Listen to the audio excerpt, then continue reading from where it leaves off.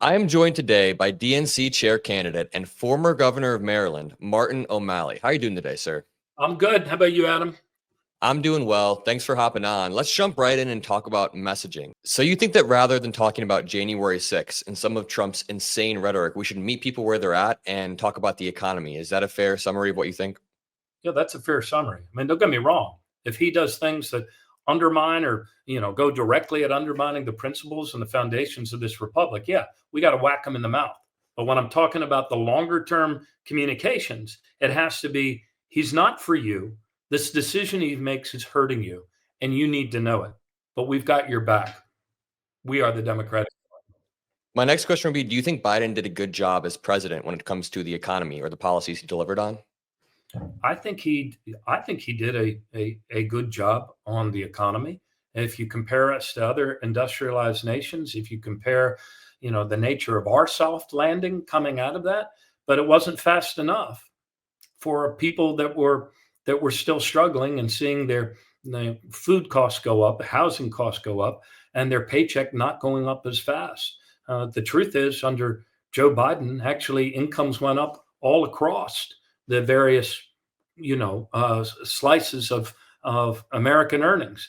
That hasn't happened for a while, but it did not go up fast enough to outpace inflation for those that were struggling the most and on the lowest earning level. So we're this argument that we're not better off than we were 4 years ago, but we're much better off than we would otherwise be, is a difficult argument. I had to make that argument when I ran for re-election as governor of Maryland after a recession, but I made it, and we did it every day for 2 years leading up to the election. For whatever reason, we did not communicate that very well as a party in the 2 years leading up to this one.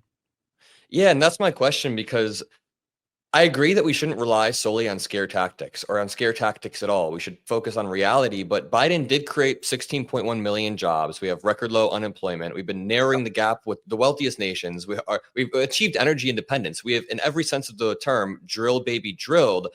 And American voters just don't seem to understand what the Democratic Party did over the last 4 years. And I understand the economy is not perfect. People are feeling a lot of pain, but how do we reach this economic message that you want to, because you keep saying we need to meet them where they're at with the economy, but Biden did all of that policy wise. Where is the gap in messaging?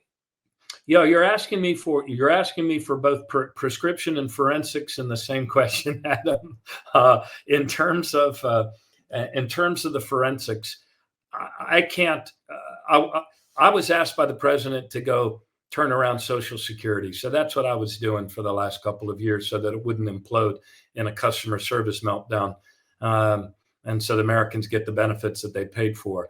I can't really explain to you why we didn't do a better job of communicating all of those good points you just articulated. I don't know why we didn't do a better job of that. Clearly, we fell short over time, and clearly we fell short in this campaign. Vice President Harris stepped up, only had 107 days, and did her very best. And I'm very, very grateful for her for the campaign she waged. I think some of the consulting advice that we got was way off mark, though. We should have. I wish we had stayed entirely on the economic issues because it seems that people had moved on after the Defending Democracy. It actually seemed like we had moved on because because we didn't appoint a special counsel for 2.5, 3 years after the crime happened. But anyway, can I talk a little bit about the prescription moving forward? What we have to do now is, as a party in opposition, is every day we have to be communicating back to the kitchen tables of America that the decision Donald Trump made today is going to hurt your family tomorrow. You just better be prepared for that. Talking to a labor leader who said, we're no longer going to shout from the top of the hills, Donald Trump's a horrible person. Instead, we're going to tell our members, hey, you need to be ready, and your family needs to be ready, because the administration is promising to do X, Y, and Z, and each of those will have this effect on the jobs that are going to be coming through the pipeline for you and your family. You just need to be aware. We need to inform you that elections have consequences, and this is going to be one of them.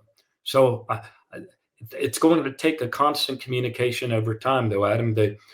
Gone are the days when we can suddenly, knock on millions of doors in 4 weeks and think that's a campaign. It needs to be a permanent campaign, communicated back from every bad decision, harmful decision Donald Trump makes to hurt the hardest working people in order to get them back on our side.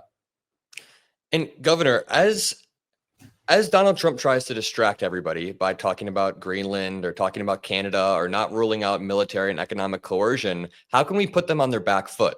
I sometimes get the sense that Democrats are always on the back foot. Donald Trump gets to control the narrative, and we are very reactive to what he says, which we've agreed upon. So how do we put them on the back foot over the next 4 years? Yeah, it's going to require a level of coordination and communication and cooperation across all of the various all of the various committees of the Democratic Party. Some of the offices that actually have the most credibility to deliver our messages are actually mayors and governors, and we tend not to pay as much attention to them as we should.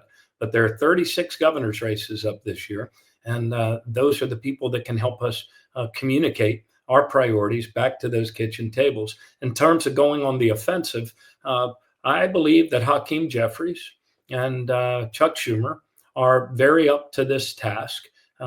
And I believe that Hakeem Jeffries in particular has the eye of the tiger. And I think he will be taking point on being on the offensive on Donald Trump.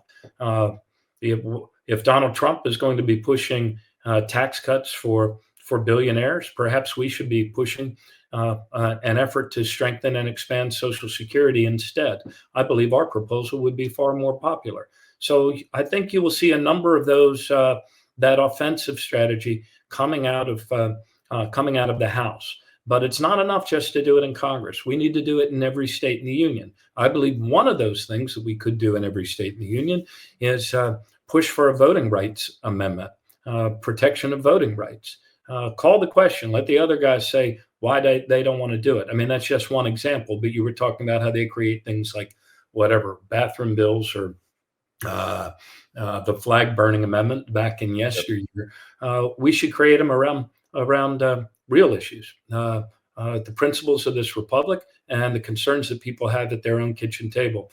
Also, we need the ability to push referenda in states is also another vehicle for organizing. I mean, in Missouri, a very red state, and yet voters voted to increase the minimum wage, voted to, I think, for paid sick leave, voted for reproductive freedom, all at referendum. So these are the things where we can carry the battle offensively, not just nationally, but these communication campaign, the actions also take place across the 50 states and the territories.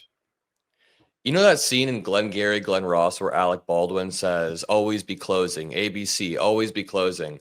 How do we shift the mindset of the Democratic Party to adopt ABC as in always be campaigning? Because sometimes I feel like we start the campaign a few months or like a year before the election, which used to be what you're supposed to do. But hasn't Trump taught us that the campaign starts the day after the election? This dude's still out there melting down on Truth Social. So how would you shift our mindset towards that? Yeah, I totally agree with you. We should always be, I thought you were going to say the C would be always be communicating. We have to always be communicating. Democrats get bored with repeated communication.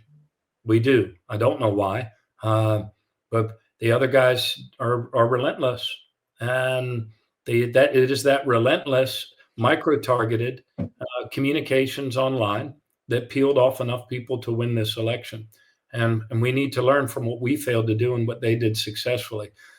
We must always be communicating. That is the nature of a campaign. We have to communicate. We have to connect the dots for people. That's what they expect leaders, and that's what they expect their political parties to do, is to connect the dots from policy actions to what it means for us and our family homes around our own kitchen tables. I totally agree. And back on, now this is going to be a prescriptive question right here, but I feel like we sometimes think that people inherently understand the policies that we're explaining. So for example, when it comes to the economic messaging of both parties, I would actually say Kamala had a decent economic message. She had those three main pillars, even if we didn't do a good job of repeating it. And Trump's main economic policy was largely like tariffs.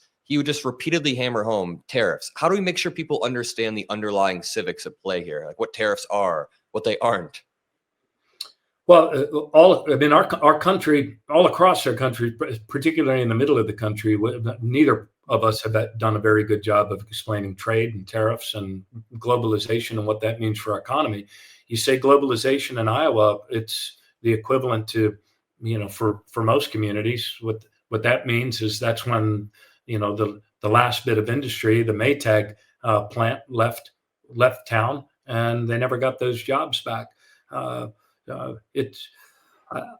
don't, not in my lifetime has the public ever been so underinformed and misinformed about the issues that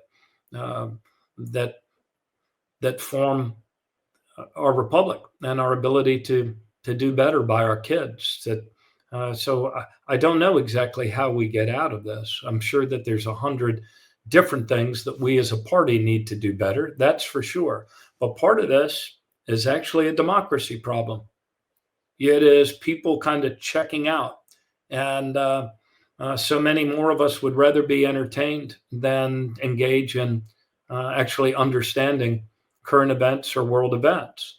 I don't say that to be judgy or to be dismissive or to be condescending. I know it's a confusing swirl out there, and that and people who are struggling to get by, they don't have the luxury to do a deep dive and have about defending democracy. They're worried about how they're going to feed their kids tomorrow.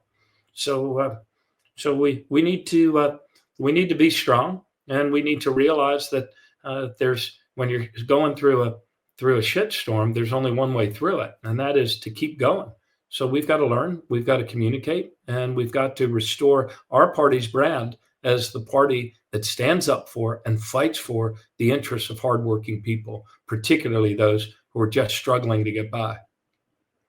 I totally agree. And one last question. You said yourself there that politics now feels more like entertainment, or that people now care more about seeing entertainment. And I think Trump sort of proved that through this election cycle. So I sort of already touched on this, but do Democrats need to be embracing this sort of performative style of entertaining politics? I'm not saying we should all be doing what Trump does at all, but it seems like the Republicans have an ecosystem where they're all just being so performative, and it's like he's turned it into WWE. And again, the Democratic Party should not be like that, but should we embrace that a little bit more to play on their battle or play on their field? Yeah, I mean, every campaign, every person that runs for public office has to perform. I mean, there's a performative aspect to leadership and to politics. I mean, you heard it in any debate, right? You hear people say, Adam, oh, she had a good performance. He had a good performance. So there's always a performative aspect of it. And I think we need to dial that up. We're not going to change this entertainment culture we find ourselves in. So we need to make sure that we communicate with it. It's a matter of tacking our sail. So I think we have to be open to that. And I think we also have to bring in more younger voices into our party. The other people, I mean, part of the reason why they do such a better job of communicating on new channels, podcasts, and meeting people where they are online is because they have done a much better job of recruiting younger people into their party's apparatus. So that's another piece of this. There was a chilling quote by I forget who it was by. It was about the dystopian future that Orwell saw and the dystopian future that Alex Huxley saw. Orwell feared a world of dictatorship, of people that burned books. Huxley feared a different sort of world. He feared a world where no one would have to care about whether we burn books because no one would want to read them anymore. And in a sense, I mean, what we're seeing right now is a glimpse into a world where both of them is partly right. And we need to fight, and we need to change that. We need to win back our country.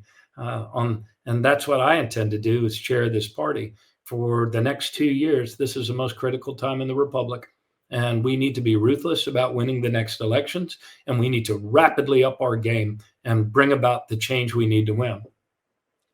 I totally agree. The Democratic Party needs to project a level of strength that we just haven't been over the last few years. And I'm saying that as a lifelong liberal. Speaking of 1984, there's a section in it where it's like the ministry of truth only spread lies. The ministry of plenty only spread starvation. It reminds me of Donald Trump appointing Tulsi Gabbard as a DNI, RFK Jr. to the HHS. It's like the exact antithesis of what these institutions are made for. But I really appreciate you being here. Any last words?